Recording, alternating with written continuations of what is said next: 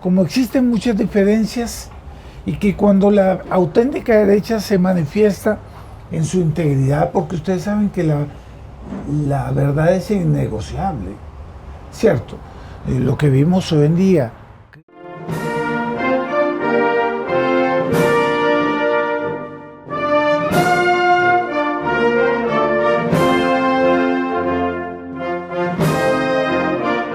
Cristo Rey. Eso no se negocia. Dios tiene ese poder eterno.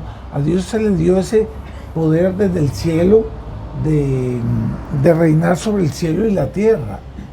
Eso no es negociable. Entonces la auténtica derecha, ella expresa ese derecho divino, pero vienen las otras concepciones de derecha aquí y allá, que termina habiendo una división entre nosotros los amigos. Divisiones que a veces son muy dolorosas, pero sobre todo que también termina siendo otro factor de esterilidad, mientras la revolución avanza como una locomotora. Nosotros muchas veces quedamos en una constelación de movimientos, de corrientes, de opiniones, etcétera, etcétera. Entonces, muchas veces nos vemos también obligados a hacer coaliciones.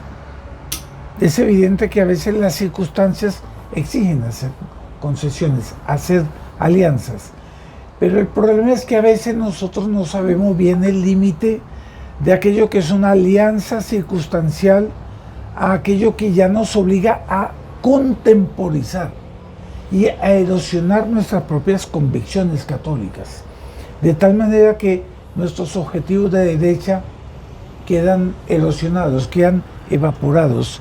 El doctor Plinio gustaba mucho de una expresión, quedan evanecidos. Un perfume, ¿no? Si usted le quita la tapa, él se evanece.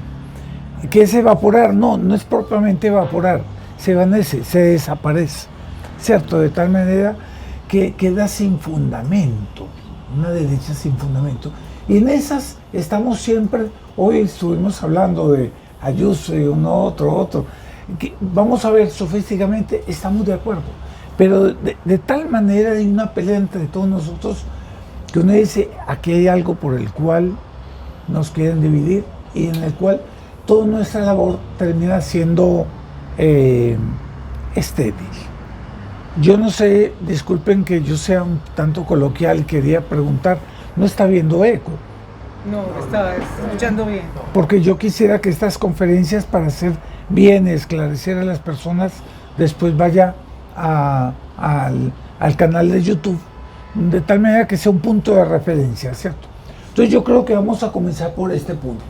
Vemos que es indispensable ordenar los conceptos y preguntarnos qué es la auténtica derecha. Claude Bernard, que fue el campeón del diagnóstico, ¿cierto? Él decía, quien no sabe lo que busca, no sabe lo que encuentra. Él era muy experimental, él decía, tenemos que buscar el origen del problema para saber qué es lo que encontramos. Vamos a aplicar a Claude Bernard en esta reunión que, como usted ve, ya van 9 minutos y ya en la introducción me fui mucho tiempo. Pero quería plantear el problema de una manera que sea claro para nosotros y esclarecedor. Entonces, vamos a preguntarnos, ¿qué es la derecha?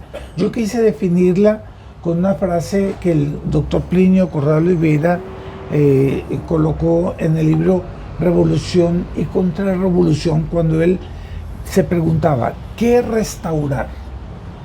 Entonces él dice, si la revolución es el desorden, la contrarrevolución es la restauración del orden, simple. Y por orden, ¿qué entendemos? La paz de Cristo en el reino de Cristo, lo que decía Monseñor Schneider y que el señor Valdis lo explicó con un poco más de amplitud y claridad. Es decir, ese reino de Cristo para nosotros es la expresión de la civilización cristiana, austera, jerárquica, fundamentalmente sacral, antiigualitaria y antiliberal. Usted ve que el doctor Plinio era muy categórico, porque el doctor Plinio sabía que las verdades no son negociables. Uno puede negociar las circunstancias siempre nuevas de los siglos, de los momentos, de la época, del país, de las costumbres. Los principios no se negocian. Y hay algo aquí para entender la auténtica derecha, es que la derecha se entiende como la civilización cristiana. Y una palabra que hoy en día sonaría fuerte para los oídos del centro, la cristiandad. ¿Qué era la cristiandad? Era todo ese conjunto de naciones que reconocían a la iglesia como la única verdadera y buscaban el reino de Cristo, es decir, Cristo Rey. Puede pasar, por favor. Todo poder viene de Dios. Cristo Rey tiene el derecho de gobernar, legislar y juzgar.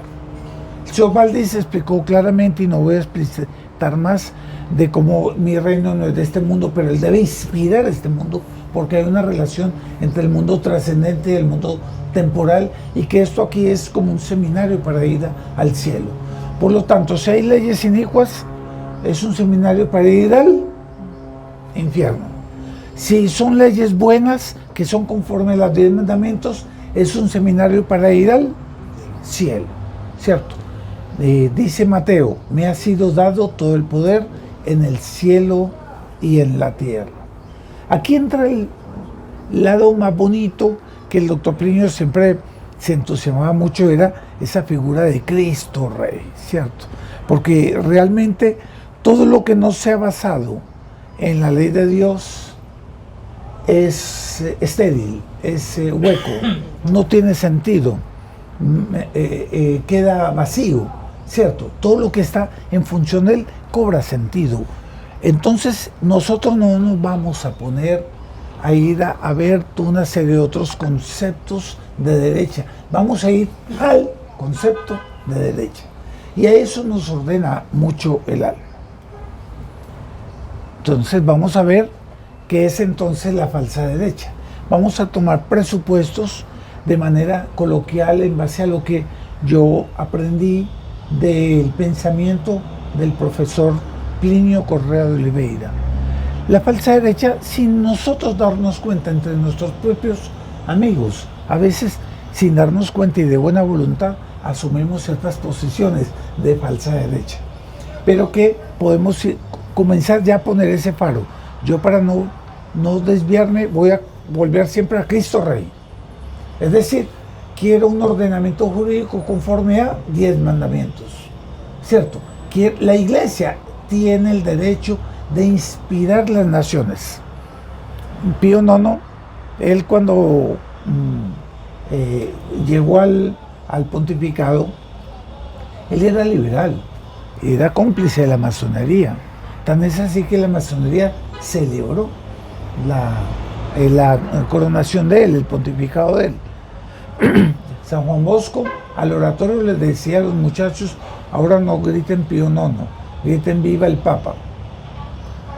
Y él comienza a ser presionado por los liberales para que conduzca a la iglesia en la línea del liberalismo, en la línea de la separación iglesia y Estado. Y entonces ahora están tras él frente a esas circunstancias y arrinconado. Él dice, no puedo, no debo, no quiero. Y él rompe con la masonería. Garibaldi invade Roma y él tiene que salir huyendo, disfrazado de médico.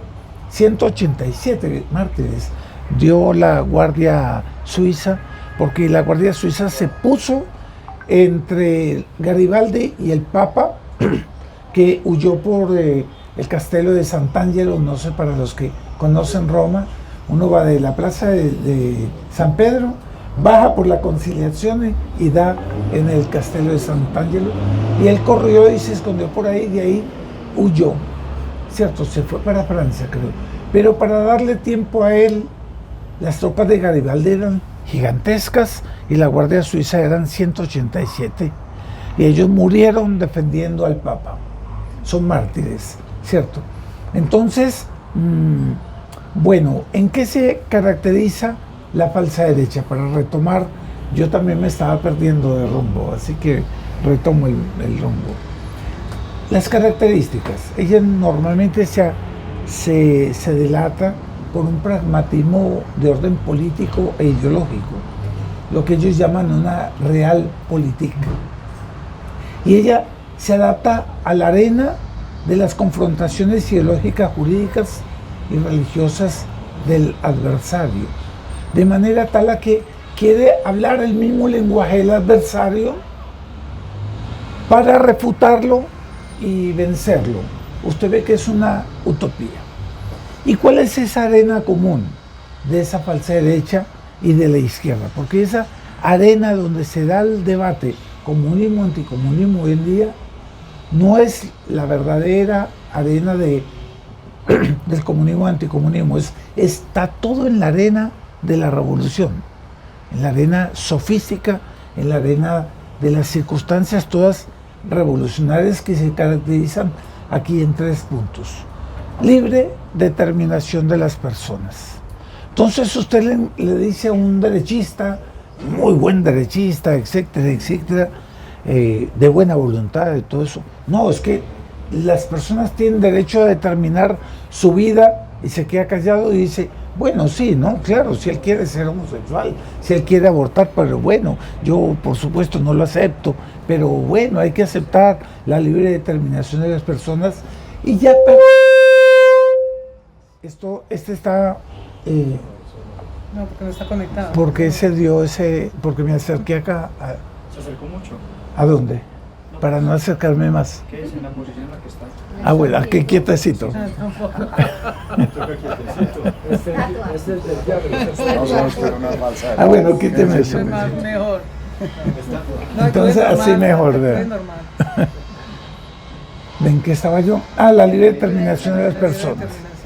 Entonces, ellos se quedan como que cortados y no saben cómo defenderse. Tan es así que el doctor Uribe, del cual yo siempre voté hasta que me di cuenta, lamentablemente, que él estaba confundido exactamente en todos esos conceptos de derecha.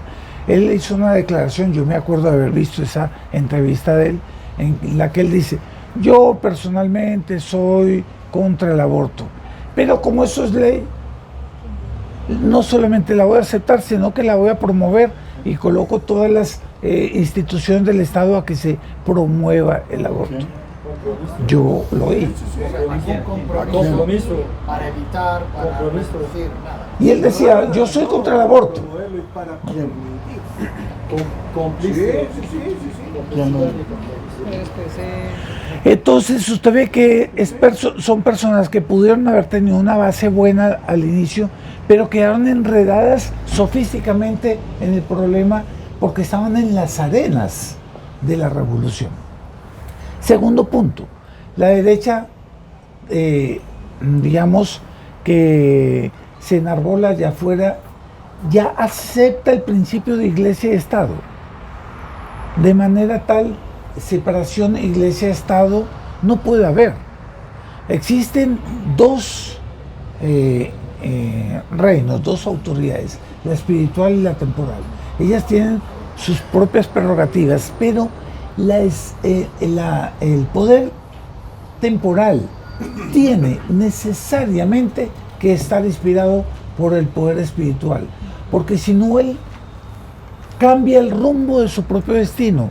¿Cuál es el fin de la sociedad del Estado? Don Maldi lo decía, la vida virtuosa en común. No, que el fin del Estado es dar mucha plata para que la gente sea rica. Ese es un aspecto de los más pequeños y los menos importantes. Entonces, ellos aceptan ya la separación de iglesia y Estado. Una vez le decían también a Pío IX, Santo Padre, ¿por qué la iglesia se mete tanto en la política? Y el Papa le respondió, la iglesia se mete en la política en la medida en que la política se meta con la iglesia. Cuando, por ejemplo, hay una ley como el aborto, es evidente que un católico tiene que salir a la arena política, que es su escenario normal, como un laico, porque Yo me imagino que el poder espiritual tiene que estar en función del altar, la santificación de las almas. Pero a nosotros nos importa el reino de Cristo de manera tal a hacer que la sociedad se rija de acuerdo a los 10 mandamientos. Por lo tanto, es una obligación nuestra como laicos católicos salir en defensa de la vida contra el aborto. ¿Cierto? Pero entonces, los movimientos pro vida, yo lo he repetido muchas veces aquí porque hay mucha incongruencia.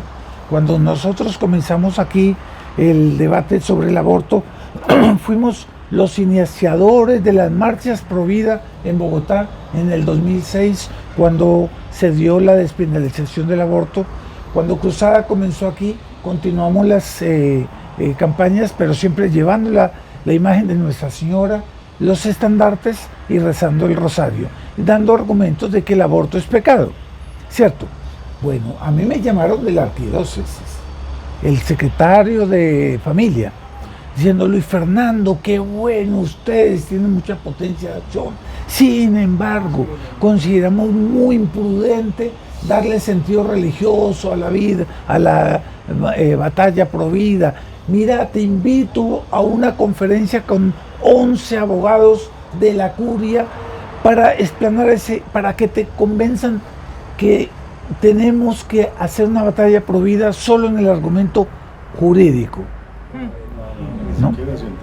Por supuesto que yo no fui, y eso quedaba claro. Después, en la próxima marcha, me llamaron en la víspera Fernando Vélez, y pues lo digo claramente porque todo el mundo sabe aquí en Medellín la índole nefasta de su pensamiento, con el cual él también hace pandán con los homosexuales, etcétera, y es el líder pro vida de aquí de Medellín. Él me decía: Luis Fernando, ustedes son unos creídos, porque con esos estandartes dan la impresión de que ustedes son los protagonistas. Y hágame el favor y que no vaya con la imagen de Nuestra Señora de Fátima, y que no se rece el rosario, y que se queden callados, porque nosotros vamos a dar los argumentos jurídicos. Por supuesto que yo no acepté eso. No, llevamos la imagen de Nuestra Señora. Ellos hicieron varias ofensas apartando varios muchachos que empujaban a la imagen para que quedase atrás y aislada, de manera tal a que a ellos no les importaba ofender a Dios, no les importaba que el rosario debería ser el centro, para ellos darle prerrogativa al aspecto jurídico. ¿Y eso por qué? Porque ellos ya habían aceptado la concepción progresista liberal de separación Iglesia-Estado. Ellos decían que eran la arena de lo político que debería ser el debate. Tercer punto, la democracia liberal. ¿De dónde viene todo poder? De Dios. Para ellos el poder viene del pueblo. Lo que el pueblo diga, eso tiene que ser la verdad, y tiene que marcar los destinos de un pueblo. Ahora, ¿y si el pueblo se equivoca? Por ejemplo, en 1964, John Kennedy, cuando dio esa famosa discurso en Berlín, frente al muro de Berlín, 1964, en plena Guerra Fría, él decía: Estados Unidos es anticomunista porque el comunismo niega la democracia. Solo por eso. Con eso le quitaba todo el fundamento de nuestra lucha anticomunista en el punto central, que es la ley de Dios por encima de la ley positiva. Quien acepta ese punto significa que pone como la ley del hombre por encima de la ley de Dios, y está destronando a Dios. Y ese es el problema de la falsa derecha liberal de hoy en día. Ella habla muy bonito de, no sé, de la libre empresa, contra la reforma agraria, etcétera, etcétera, la propiedad privada, pero no hace una relación con el problema de las costumbres, ¿cierto? No apela a los principios eternos: no robarás, no codiciarás los bienes ajenos, y queda simplemente como un fundamento de un equipo interesado de empresarios que quieren salvar su patrimonio. Ustedes ven que ya una derecha así no tiene fundamento. Y ellos mismos ya quedan con la duda de tal vez ellos estar engañando y estar haciendo un combate anticomunista simplemente por un interés personal. ¿Por qué? Porque ya se descaracterizó la verdadera derecha. Entonces sus victorias son parciales y no detienen al adversario. Una prueba es que el aborto aquí en Colombia, después de la despenalización del 2006, han habido 17 victorias, tanto en la Corte Constitucional cuanto en el Legislativo, otorgándoles victorias y prerrogativas como derecho a matar a los niños o prerrogativas de matarlo hasta los 9 meses de gestación. 17 derrotas. La única gran victoria de que ellos se jactan, por ejemplo, yo hablé con este senador Mauricio y el otro Luis Miguel.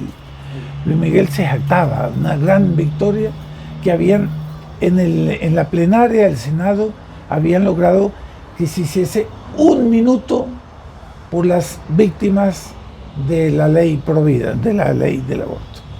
Y realmente le dieron el minuto y todo eso, que eso fue la gran victoria. No se dio cuenta que habían sido los grandes derrotados de la historia y que la historia después lo juzgará. Por ser ellos los culpables de esas 17 derrotas y de las que vendrán, porque ellos toman la cosa con una tal mística que yo puedo decir que aquí hay ya un problema de orden religioso y místico, porque ese anticomunismo falso, ellos toman la separación de iglesia-estado como una cuestión religiosa, con una mística impresionante. Aquí hay una lucha que tiene cuño religioso. Entonces sus coaliciones los obligan a ceder en las metas del adversario y los constituyen como un otro compañero de ruta del comunismo. Lo que pasó también con el doctor Uribe. Ustedes pensarán que es que yo tengo algo contra el doctor Uribe. No, me parece un caballero. Él es una persona en cuanto tal, un caballero. Yo he tenido el honor de conocerlo, estar en la finca de él, conversar con él. Pero no puede ser que después de que nosotros lo hayamos convencido de que había que luchar contra el Acuerdo de La Habana y haber triunfado después de arduas campañas. Yo me acuerdo, la doctora ya conocía al grupo en esa época, George también, fueron jornadas largas, duras, y terminó siendo que en Antioquia se votó el 67% por la no refrendación del Acuerdo de La Habana, y eso arrastró el electorado para la victoria de la no refrendación. Bueno, esa misma noche, el doctor Uribe, desde la finca en que mucha gente subió para felicitarlo, él estaba triste. Qué tan raro eso, porque él llamó ahí a Martínez, que era el fiscal de la época. ¿Cómo se llamaba Martínez? Ya no me acuerdo. Néstor Humberto Martínez. Néstor Humberto Martínez, y le dice: lo necesito para que usted sea mediador con el doctor Santos, porque vamos a salvar el proceso de La Habana, por un concepto de ecuanimidad que mina a la derecha. Una ecuanimidad no, porque es que no se puede transar con el enemigo. Para quien es guerrillero y quiere matar y que... ¿Cómo? Sí, como un ecumenismo en el campo político. Entonces, usted ve que el doctor Uribe es muy ecuánime, siempre entonces le da, quiero entender la otra, la política de la contraparte, etcétera, etcétera. De tal manera que él, el león del anticomunismo, entregó el país al comunismo. Es una tragedia porque fue ahí y se arregló todo. Se hablaba de un arreglo que él tuvo en Río Negro, una cafetería, cuando ya estaba hecho el segundo acuerdo, que era lo mismo, simplemente con pequeñas enmiendas. Fue Santos a hablar con él, y dicen que esa conversa, que fue media hora, retirados en una mesa más allá, era lo siguiente: pon tú el candidato para las próximas contiendas electorales y él va a ganar. El resto déjanos que, y di que sí para el acuerdo. Y ya estaba estipulado y ya se sabía que el próximo iba a ser Petro. O sea, eso fue un acuerdo de Río Negro. Pero eso yo no puedo garantizar la ciencia cierta porque no tengo una prueba clara, solamente son hipótesis, pero que coinciden con la realidad que se dio. No, Luis Fernando, hay un documento, yo lo tengo, donde hay una prueba que fue un acuerdo. Había Claudia Bustamante, Uribe y González. Interesante. Yo voy a buscarlo. Mire, yo ya estoy perdiendo tiempo y estoy decolado. ¿A qué horas es que tengo que terminar? En 5 minutos. ¿A qué horas? Ah, me queda media hora más. Hágale que aquí estamos. Tranquilo, Hágale que- Fernando. Así son los amigos, ¿no? ¿Cómo le parece que en 5 minutos? Está excelente, media hora. Yo pregunto, ¿están entendiendo? Sí. ¿Les parece que yo estoy siendo poco justo o estoy siendo Muy justo. objetivo en eso? Lo que pasa es que si yo les doro a ustedes, como decimos aquí en Colombia, dorar la píldora, yo nunca entendí ese término, pero todo el mundo sabe, haciéndole cositas bonitas, sino mostrándoles la realidad, un diagnóstico real, pues yo no les estaría haciendo bien a ustedes. Y yo los quiero como amigos, yo los quiero como aliados para rescatar esta Colombia católica. Por lo tanto, el diagnóstico tiene que ser objetivo. Imagínense un cardiólogo que le dore y mienta al médico y no le diga el verdadero diagnóstico y comienza un tratamiento equivocado porque usted está fiel al diagnóstico que usted mismo sabe que es errado. Es evidente que no es por ahí.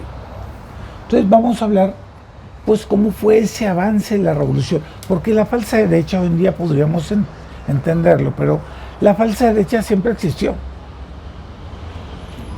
Solo que no se llamaba falsa derecha, pero siempre existió. Entonces vamos un poquito a ver si nosotros ya tenemos ese presupuesto, que la cristiandad es el punto de partida.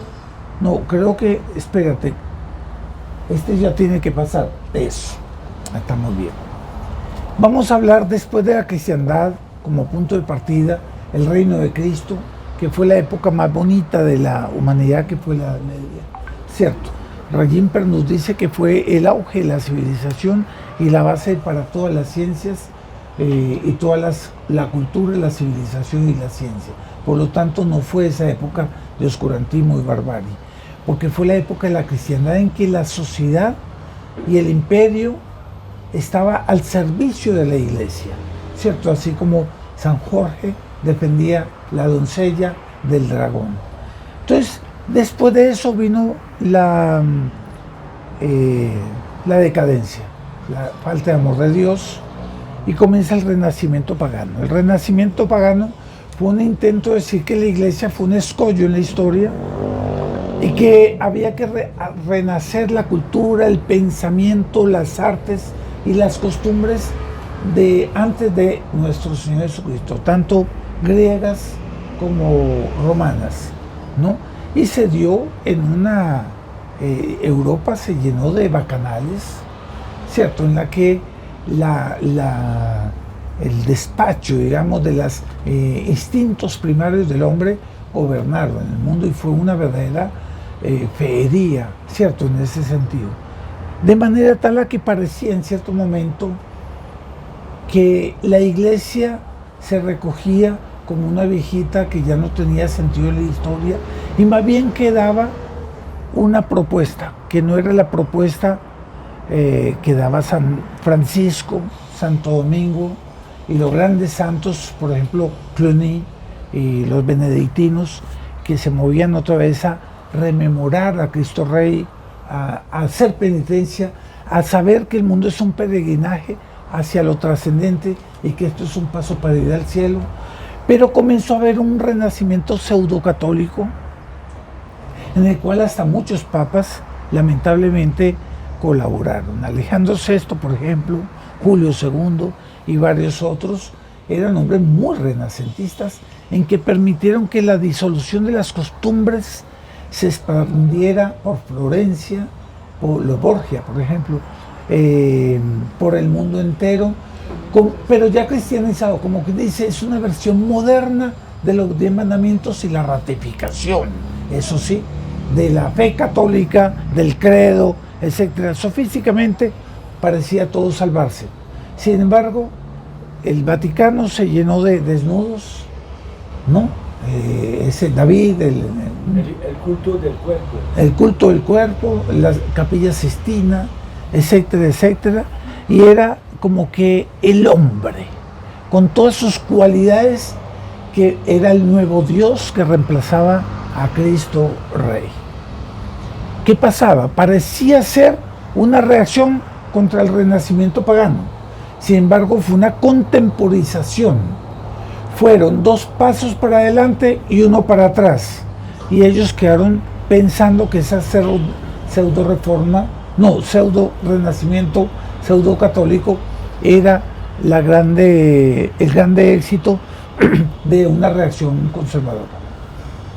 Esas ideas liberales en las costumbres terminó cobrando factura en el campo sofístico y comenzó la reforma protestante, ¿cierto? Comenzaron los pensamientos de que la iglesia tenía demasiado poder, de manera tal a que vino el grito de Lutero contra los von Rom, contra Roma.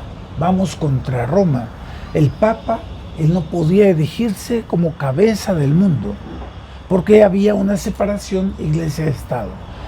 Lutero todavía no había definido aquello de la separación iglesia-estado, pero en la línea de los hechos permitía a los príncipes esa separación concreta, que se plasmó después en la Revolución en el Acuerdo de Paz, Tratado de Paz de Westfalia, 1643, 48. en que se dio la independencia y emancipación de todos los estados soberanos, que eran más de 300 estados soberanos de Europa. Y ahí se creó la idea de la soberanía, ¿cómo es? Libre determinación de los pueblos. Y por lo tanto, si un pueblo era autónomo, Roma no tenía que decirme nada. Era la ley positiva. Los hombres destronaban a Dios claramente. Pero el Tratado de Westfalia fue fruto de la Revolución Protestante. ¿Cuál fue la reacción de los sectores conservadores? Ellos debieron haber vuelto a la cristiandad. Hubo ciertas reformas que evocaban a la cristiandad, como fue la reforma carmelita con Santa Teresa de Ávila, San Ignacio de Loyola con ciertos soldados de Cristo, la concepción soldados de Cristo, y hubo una reacción saludable. Pero la contrarreforma se caracterizó en su grueso con un término medio. Por ejemplo, el jansenismo. El jansenismo decía que la fe católica había que defenderla como sea, capa de espada. Pero Roma no. Nosotros gobernamos la iglesia aquí, el galicanismo. Ellos ya comenzaban a aceptar ciertas cosas del luteranismo, como es, por ejemplo, el desprecio que ellos tenían para con la Santísima Virgen, la Madre de Dios, medianera de todas las gracias, dada como un regalo por Dios en la cruz, ¿cierto? Para nosotros poder entrar al cielo y ya cuidarnos y llevarnos hasta el cielo. El jansenismo tenía odio a la Santísima Virgen. ¿De dónde? Eran los uribes de la época, los ecuánimes. No, sí, también, pero es que la Virgen María está como una intrusa, hay que ir a Jesús directo. Ustedes ven que parecía una contrarreforma, sin embargo ya ellos habían capitulado en esa concepción de que Roma debería ser siempre la inspiradora en todo sentido, y ya comenzaban a capitular, ¿cierto? Había un trasbordo ideológico inadvertido. Viene la Revolución Francesa, hija de la Reforma Protestante. ¿Qué hizo la Revolución Francesa? Plasmó la separación iglesia-estado en el liberalismo, persiguió a la iglesia en un inicio, luego por una cuestión pragmática ellos vuelven para atrás diciendo tenemos que aceptar que Francia es católica, pero solo por conveniencia, pero el Estado no la acepta, y hasta ahora todas las iglesias y monasterios de Francia son del Estado. Sí, sí. Notre Dame es del Estado, es propiedad del Estado. Todo fue vendido. Pero usted ve que es un odio, ustedes vieron esas fotos que el señor Valdís nos mostró, en que ellos mataban con odio a los clérigos y a las monjas carmelitas de Amiens, no, ya no me acuerdo. Bueno, El diálogo de los carmelitas. de los carmelitas, exactamente. Entonces, ¿qué pasó? Había una gran reacción, ¿no? Por Dios, por la patria del rey, los bandianos, ¿cierto? Los bandianos fue una reacción buena y santa, y los aplastaron. Mientras tanto se iba desarrollando una falsa derecha que yo podría plasmarla aquí con un personaje que es poco conocido, Messier Emery. Messier Emery, él fue el director, fue estudiante del seminario de San Sulpicio de París, después terminó siendo rector del seminario de San Sulpicio de París, y a él le cogió la Revolución Francesa. Él era un hombre ecuánime, era un doctor Uribe de la época, ¿cierto? Y él decía al principio que hay que saber entender a los adversarios, que hay que prestar oído, cuáles son las razones que los llevan, de manera tal a que él pensaba que tal vez había buena voluntad y no mala voluntad en los revolucionarios, y que había tal vez alguna manera de convertirlos. De manera tal a que él estuvo en la Convención Nacional, ¿cómo se llama? Asamblea Nacional, ¿no? Cuando se dividía en tres, cuando Luis XVI convocó a la Asamblea Nacional, era un tercio la aristocracia, un tercio el clero y un tercio el pueblo. Messier Emery lideraba el clero, y fue Messier Emery que convenció al clero a apoyar al pueblo, de manera tal a que quedaron 2 tercios contra la aristocracia, de manera tal a que se dio el juego de la pelota y después la muerte del rey y el fin de los últimos restos de la sociedad medieval que hasta ese momento había. ¿Todo por qué? Por una ecuanimidad, lo que yo podría llamar, el doctor Plinio lo llamaba un girondinismo, que era una falsa derecha, porque el girondinismo quería las mismas máximas de la revolución, pero no con la radicalidad de los jacobinos. Pero había 2 partes. La primera vez que se utilizó la palabra izquierda y derecha es cuando se tomó la decisión de matar al rey, al fin del año 1792. Los que fueron en favor, los jacobinos, del club de los jacobinos, y la falsa derecha era gironino. No, esto fue la verdadera izquierda, y a la derecha los girondinos, y entre el medio se llama la plaine, los llaneros, ¿me entiendes? Se votó 750 diputados de la Asamblea Nacional, obtuvieron la mayoría por 3 votos, hasta que el primo de Luis XVI, el príncipe Felipe Igualdad, Felipe de Orleans, votó por la muerte del rey. Sí. Después lo cortaron. Pero el determinante fue el voto de Messier Emery. Y Messier Emery era un hombre piadoso, que hablaba dulce, meloso, hay que comprender al adversario. Y él fue tomado preso en el régimen del terror. Y él estuvo en la cárcel. Y él veía pasar a todas las personas hacia la cadena perpetua, hacia la guillotina, y a él no lo mataron. ¿Por qué? Porque la revolución percibía que Messier Emery era necesario para el triunfo de la revolución. El que era el tigre de la antirrevolución francesa, él no lo mataron. Y el papel de él en la Conciergerie era convencer a los nobles de que, en fin, que tenían que morir con dignidad, y claro, muy mal hecho que te maten, y yo no sé qué sí que cuánto, y iban todos contentos a morir, porque Messier Emery los había consolado, y los guardias decían, lo necesitamos, dejémoslo vivo. Finalmente mataron a los girondinos, a los del centro, y finalmente a los jacobinos. y se termina el terror rojo. Y la revolución comunista. Igual, Lenin decía, la revolución es tan sangrienta y tan terrible que ella crea su propio anticomunismo. Debemos adelantarnos a crear nosotros mismos el anticomunismo antes de que surja espontáneamente. Ustedes ven que ahí tiene una lógica, por eso es que muchas veces el anticomunismo nuestro está muy infiltrado. ¿Por quién? Yo qué voy a saber.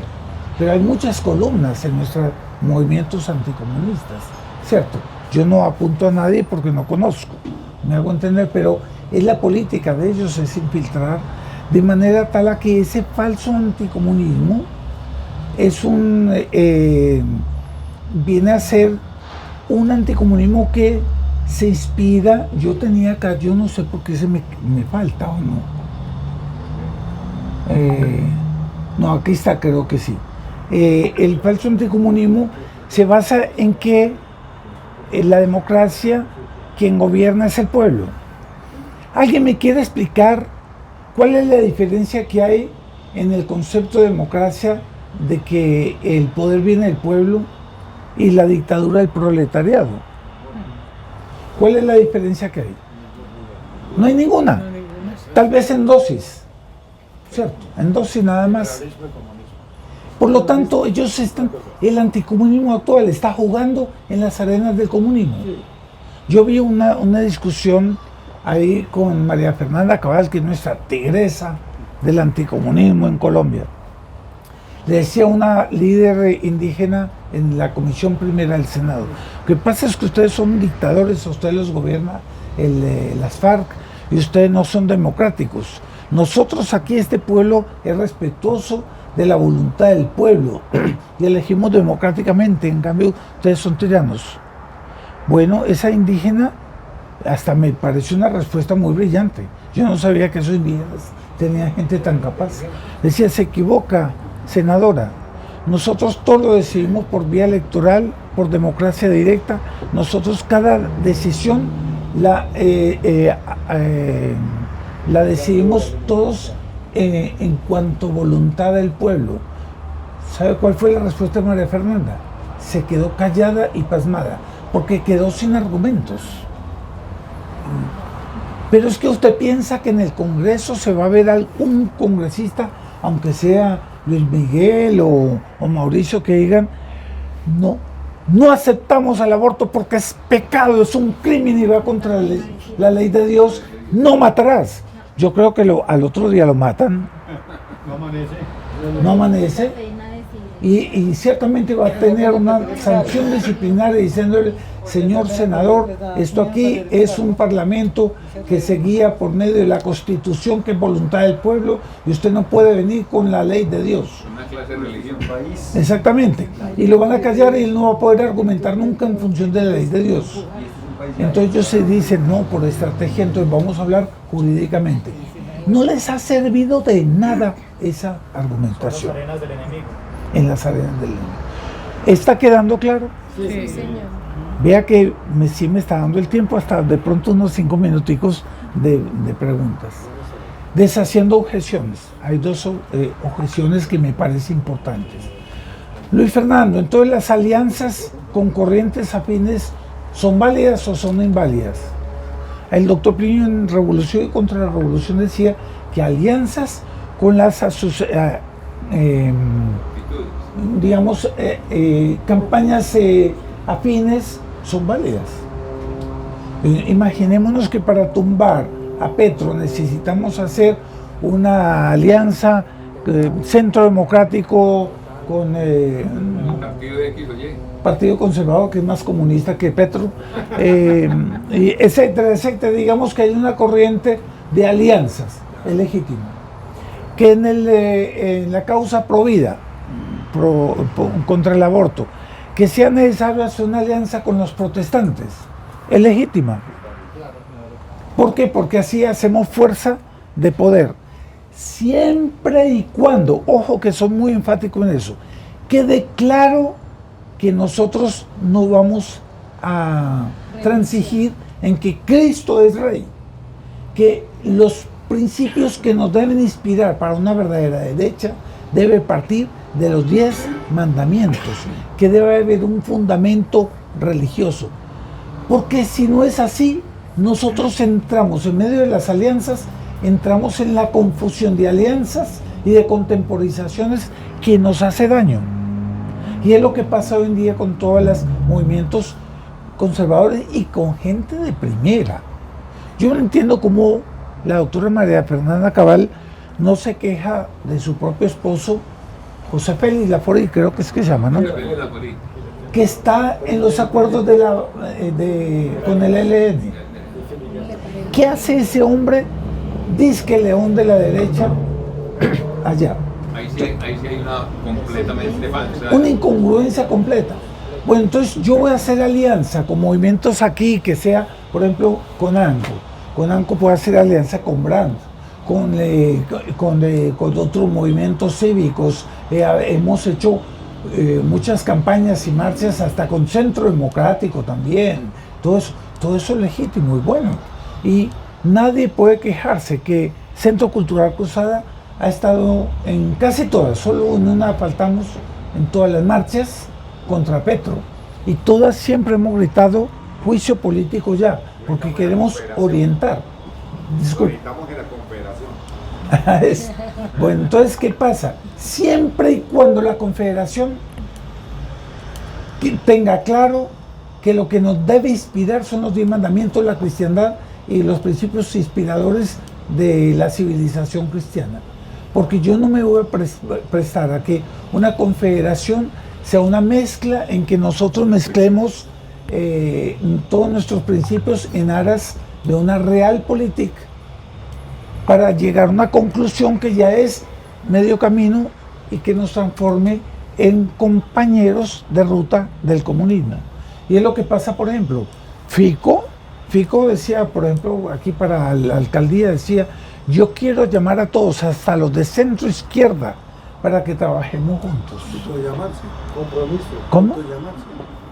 Autollamarse, porque él es centro izquierda. Pues sí, exactamente. Entonces yo diría, él no le estaría haciendo el juego del comunismo. No sería que si él llega a presidente, imaginémonos que él pase la alcaldía a ser candidato y que llegue a presidente, no sé cómo será, que él llegue y diga: no, como yo soy ponderado y ecuánime, aquí llamo también a la centro izquierda a gobernar. Es evidente que alianzas son legítimas siempre y cuando quede claro que los principios de la civilización cristiana no son negociables. Eso queda claro. Así que confederación, pero siempre y cuando quede eso claro. Un referente de esos principios no negociables. Ya te doy la palabra porque me quedan 2 minuticos para este último punto. La cristiandad y la civilización cristiana murieron. Defenderlas sería una lucha condenada al fracaso. Y es verdad. Si alguien me dice eso, yo tengo que, con toda tristeza, dolor de mi corazón, puedo decir que hoy en día lo que existe es una ex civilización ex cristiana. Entonces, ¿cómo yo voy a luchar por un muerto? Es que él es un referente. Los principios por los cuales nosotros damos nuestra vida, que son los principios de la civilización cristiana, de Cristo Rey, no mueren. Ellos son un referente, ¿cierto? Y el expresarlos crea algo muy interesante, que el doctor Plinio decía que un verdadero derechista termina siendo un hombre que es como nuestro Señor Jesucristo, piedra de escándalo para ruina y salvación de muchos. Si hubiera un buen senador católico que se levantara y dijera: no acepto la legislación en reforma agraria porque niega la institución de la propiedad privada, que está no solo en la ley natural, sino en la ley de Dios, no robarás, no codiciarás los bienes ajenos. Yo creo que todo el Parlamento se levantaría indignado contra él, pero crearía un referente. Sería un choque criteriológicamente restaurador. Se debatiría en el país entero el recordar y la existencia y la validez de esos principios eternos. El problema es que quienes enarbolan la causa de la derecha Cuando tienen nula convicción de su efectividad, tienen dudas y en eso benefician al adversario. Claro que sí. Entonces ellos no saben defenderse, dicen, cállese en sus argumentos. Por ejemplo, ¿cuántas veces a nosotros nos han dicho que no saquemos la imagen de Fátima? Y viene de sectores progresistas liberales, de curas o cosas así, ¿cierto? Curioso, a veces los sectores políticos son más afines a que saquemos la imagen. Y a veces usted lo ve rezando el rosario ahí, ¿cierto? Entonces, ¿por qué? Porque ellos tienen duda de defender la totalidad. Entonces, para concluir, yo los invito a que nosotros, para ser una auténtica derecha, nosotros tomemos la causa en su totalidad. Y para eso yo termino con una frase del doctor Plinio. La lucha contra la revolucionaria tiene un objetivo inmediato, circunstancial, pero esta mira para un objetivo a futuro. ¿Qué significa? Que en este momento yo puedo tener un objetivo de bajar a Petro, pero después yo reivindico los principios de la cristiandad y de Cristo Rey. ¿Me hago entender? Distinguir lo urgente de lo importante. Aunque me digan que yo soy pasado de moda y que la cristiandad murió, no importa, es que esos son principios válidos, eternos, que no tienen nunca pierden validez. Dice el doctor Plinio, no pretendo ser simplemente un defensor del pasado, sino un colaborador, junto con otras fuerzas vivas, para influir en el presente y preparar el futuro. Nosotros, la derecha nuestra, debe ser en función de regir a los siglos futuros, de la Colombia del futuro. A veces, si nos metemos en las circunstancias inmediatas, nos perdemos. Y quieren que les diga con toda sinceridad, en las circunstancias inmediatas, la derecha está derrotada. Pero a futuro no. Estoy seguro de que los principios a los que he dedicado mi vida son hoy más relevantes que nunca y señalan el camino que seguirá el mundo en los próximos siglos. Entonces depende la fuerza de convicción de defender eso. Los escépticos podrán sonreír, pero la sonrisa de los escépticos jamás podrá detener la marcha victoriosa de los que tienen fe. Porque al decir el escándalo de afirmarse católicos y ser coherentes con el credo, con la doctrina del magisterio tradicional de la Iglesia, sí, está bien, hacemos un escándalo de un día, pero un escándalo que regenera, que reconstruye, que vimos en lo que decíamos anteriormente, impacto criteriológicamente restaurador, y estaríamos sentando las bases para que esa gente de buen espíritu diga, hombre, sí, es que es así que debemos luchar. Con eso me quedan un minuto. 1 minuto y medio. No, Pero usted es compasivo y nos da 5 minutos sí, para sí. las preguntas, ¿cierto que sí? justamente un pequeño detalle. Monseñor Talleyrand de Périgord, arzobispo, fue el encargado de los bienes de la iglesia.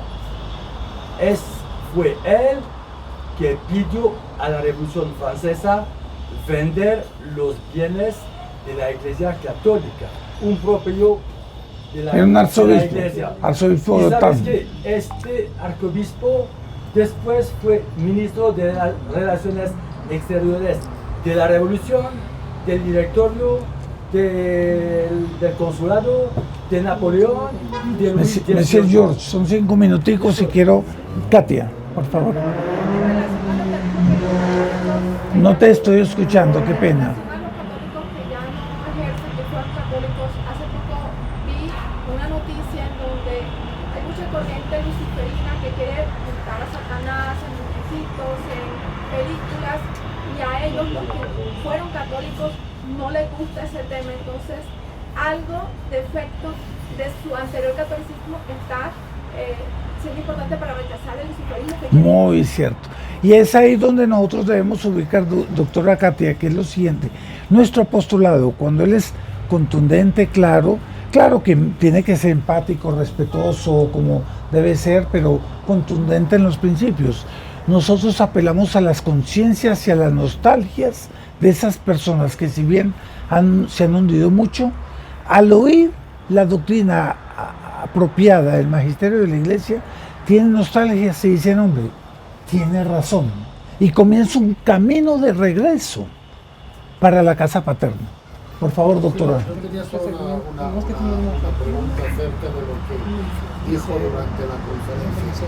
O sea, si he entendido bien, Uribe pactó con Santos la victoria de Petro. Sí, señor. ¿Y eso por qué? Eso habrá que preguntárselo a él.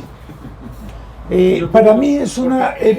desde el momento en que él pactó, yo pasé de ser un decepcionado del doctor Uribe. Yo votaba siempre por el que él dijera, esos que siempre... Hoy en día soy un esclarecido. El doctor Uribe hoy en día es el hombre que más ha servido a la revolución en Colombia. Sus intereses. Él, si su partido quiere ganar las elecciones, ¿cómo pacta ese triunfo del adversario? O sea, no lo entiendo. Y él, en nombre nuestro,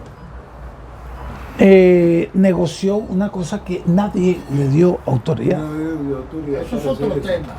Es que de hecho cuando Uribe, cuando pasan los gobiernos de Santos y se quiere hacer algo más, se monta una transición con alguien que tiene ideas de centro izquierda, como es Iván Duque, que es asociado a Santos, patrocinado por él, de una tibieza extrema, con falta de autoridad, Sí, claro.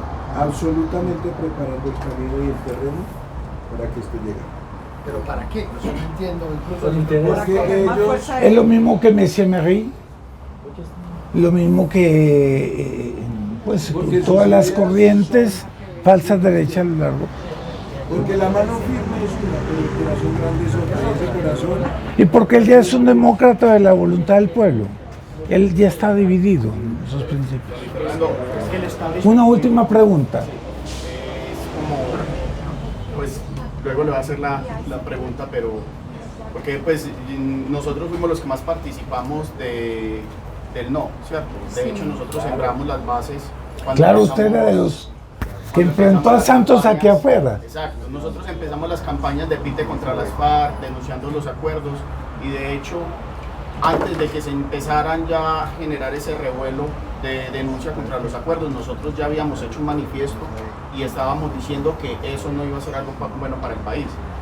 Es claro que nosotros sembramos las bases.